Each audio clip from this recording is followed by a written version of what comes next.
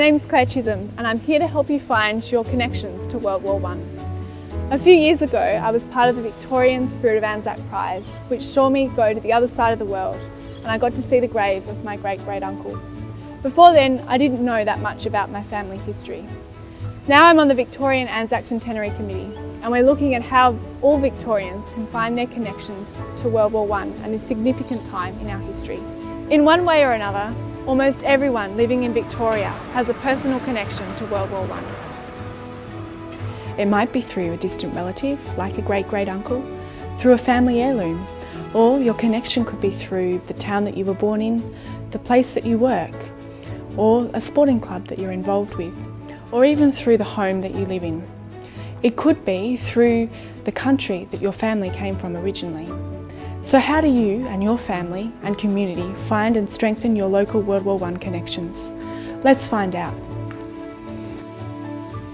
The Victorian Government Anzac Centenary website is a great place to start. Under the Get Involved tab, click on Research Your World War I Connections, where you'll find a great list of helpful research tools. Well, I'm here with Justin, and Justin, I believe you know a little bit about some of your family history, but you might like to know a little more. Yeah, I do. I had a great-great-uncle that I'm aware of was in the First World War. Yeah. I found that out a few years ago when they found a mass grave of diggers in Fromell. There was a lot of media about it at the time, and I looked at the list and there was a Burney on the list. Wow. And I've tried to do a bit of research on him, but it's difficult to find information. So I'm keen to find out more. It can be tricky, but I've actually can show you a great website. There's a few things that you can do which you might be surprised at what you discover. The AIF project is a great resource and allows you to enter the name of an ancestor, even just a last name. You can view original enlistment records and other information, and you can also print out a certificate with that person's details. You can put in your own address and see if a soldier or a nurse who served in World War I lived in your house, your street or your town. You can also search by next of kin or link to someone's battalion and cross-reference with other members.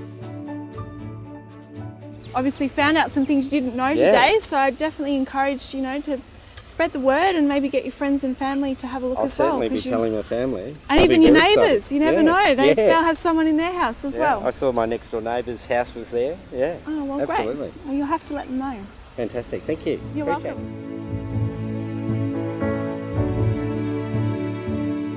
So I'm here with Arabella. Now Arabella, do you have a connection with World War I that you know of?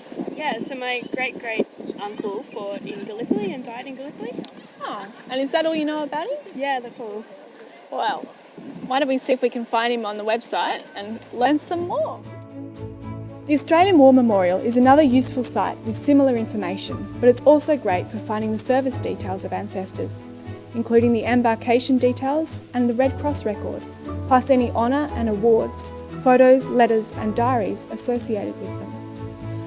Or you can go to Discovering Anzacs, which allows you to search for people in a number of ways, including birthplace or enlistment, and includes a great map to see if veterans lived or enlisted in your area. This site also allows you to add more information to your ancestors' details and provides a link to a useful New Zealand service page. The Anzac Centenary website provides other ways to find connections too. It contains a list of those Victorians who departed Flinders Street Station in August 1914 and became the first to see combat in World War I. Or you can check the embarkation rolls of those who departed Victoria for Albany in the first convoy, bound for training in Egypt and then, for the majority, onto Gallipoli. As we have seen, finding your connections to World War I can be a very rewarding and powerful thing to do.